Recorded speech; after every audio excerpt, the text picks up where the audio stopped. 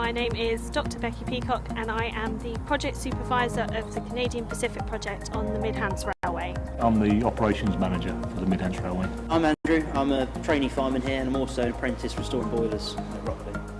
My career was in electronics. I'm working on the electronics on the engine, which is something completely different. So the Mid-Hants originally opened in 1865 and it was primarily a freight railway. It would have transported watercress, coal, sheep fleece and live produce as well in some cases up to places such as London, but it also served as a passenger railway. Unfortunately, freight around the 1960s started to decline and eventually this led to its closure in 1973, and then we opened again in 1977 as a heritage steam railway and have been going for well over 40 years now.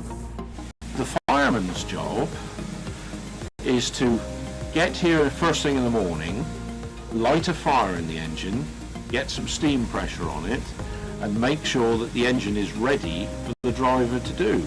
The driver has other responsibilities on making sure that the engine is mechanically safe, making sure there's enough oil in all the oil pots and things like that. That's his responsibility, and ultimately it's his responsibility to say whether or not the engine actually runs. We do all the training in-house, so you start off as an engine cleaner, learning parts of the locomotive, how they all work, how they go together. Start to learn then the production of steam by burning coal, boiling water, and start learning the fireman's job. And then you work through a series of basically a long apprenticeship. Probably can take up to sort of 8 to 12 years to do so.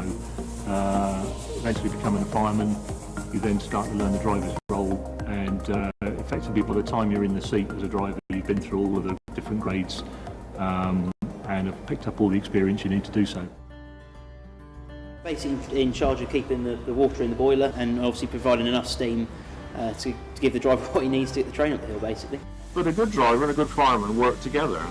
That's why when you see these things in the paper that an engine did 100 miles an hour and things like that, that has been a partnership between a driver and a fireman working in perfect unison to get that engine. They're getting the absolute last drop of effort out of that engine, and that's how they do it, and that is quite something.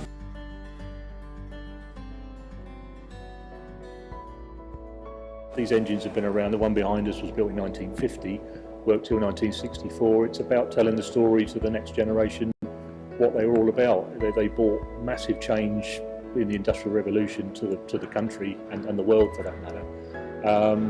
And they're never quite the same. If you see them in a museum cold, you can never quite appreciate what they're all about. If you see them alive and in steam and warm, they take on a whole different sort of being. Living history, really. We can never have too much help, and really it's any department that you can come and help in, from catering to helping on our dining trains, being station staff, signalling, permanent way staff, even helping to restore the locomotives.